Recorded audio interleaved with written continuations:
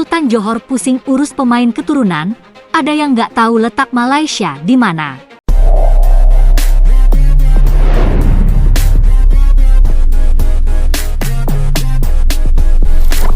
Apa benda ni weh? Datuk TMG kesulitan untuk mencari pemain keturunan.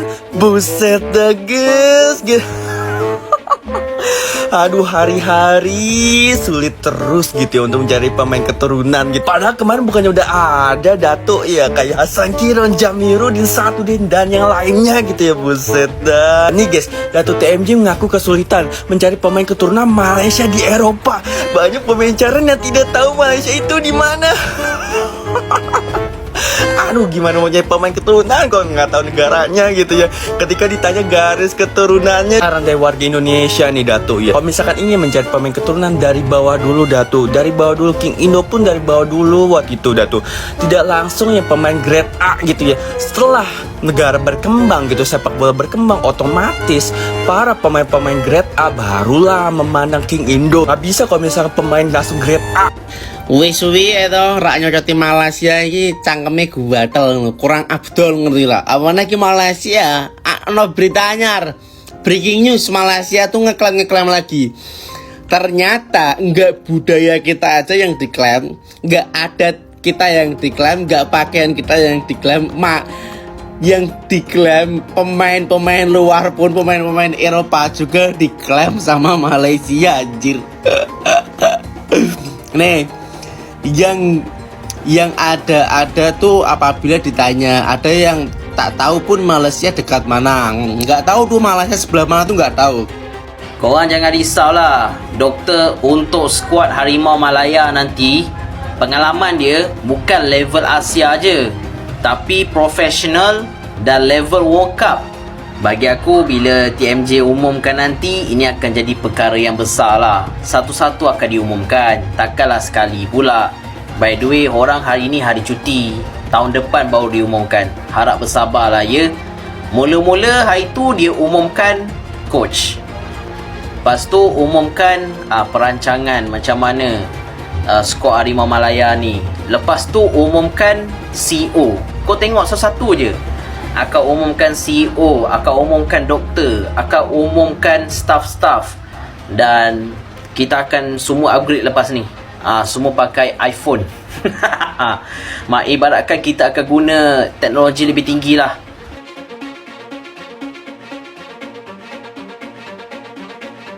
Pengakuan mengejutkan bos JDT, Tunku Ismail, yang dibuat syok dengan pemain keturunan yang tidak tahu di mana letak Malaysia. Setelah bertemu Presiden FIFA, Gianni Infantino, diputuskan bahwa Tunku Ismail memimpin sejumlah proyek termasuk mencari pemain keturunan Malaysia. Proyek tersebut merupakan salah satu bagian dari revolusi sepak bola Malaysia, khususnya di level tim nasional yang saat ini sedang terpuruk. Diawali dengan penunjukan Peter Klamovski sebagai pelatih kepala. Nantinya, timnas Malaysia akan diperkuat para pemain keturunan, akan tetapi fakta yang ditemukan di lapangan justru membuat Sultan Johor pusing hingga syok dalam pencarian pemain keturunan. Hasil penelitian terhadap pemain keturunan dibuka secara gamblang oleh Tunku Ismail ke publik negeri jiran pencinta sepak bola. Alih-alih mendapatkan pemain berkualitas yang siap membela skuad Harimau Malaya, kekecewaan harus dialami Tunku Ismail. Bagaimana tidak, dari sesi interview yang dilakukan, ada pemain keturunan yang bahkan tidak tahu di mana lokasi Malaysia berada. Hal ini dibagikan Tunku Ismail lewat sebuah tulisan yang dibagikan melalui akun X pribadi dan tentu membuatnya benar-benar pusing. Meski begitu, Tunku Ismail tak mau putus asa. Ia mengaku akan memperluas wilayah dalam pencarian pemain keturunan Malaysia. Saat ditanya, ada yang bahkan tidak tahu di mana Malaysia berada, tulis Tunku Ismail, pernyataan yang lebih tepat begini, saya bukan orang Malaysia. Dan di manakah Malaysia sebenarnya? Kami sudah melakukan penelitian dan menyapa mereka, namun pencarian akan terus dilakukan lebih luas. Imbuhnya, gembar-gembor pemain keturunan Malaysia banyak dibagikan akun-akun media sosial pegiat sepak bola negeri jiran.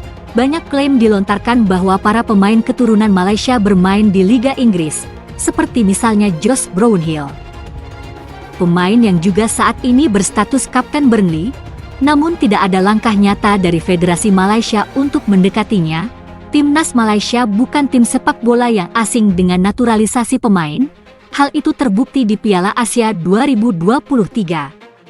Harimau Malaya yang masih diperkuat Kim Pan-gon sebagai pelatihnya menggunakan 14 pemain naturalisasi dan jadi yang terbanyak di ajang tersebut. Malaysia memang harus segera berbenah seiring kegagalan di ASEAN Cup 2024 atau Piala AFF tahun ini. Mereka berakhir di babak penyisihan grup. Terlepas dari polemik yang sedang terjadi di tubuh Federasi Malaysia, persiapan matang diperlukan untuk kualifikasi Piala Asia 2027.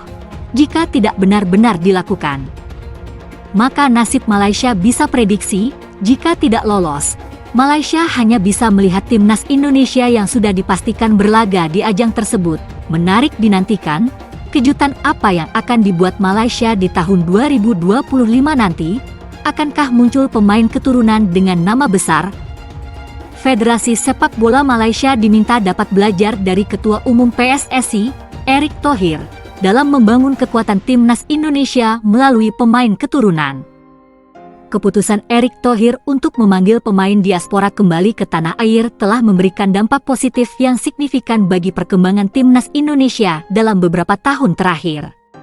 Timnas Indonesia kini mulai diperhitungkan di kancah internasional setelah berhasil bersaing di Piala Asia 2023 dan mencapai putaran ketiga kualifikasi Piala Dunia 2026 zona Asia.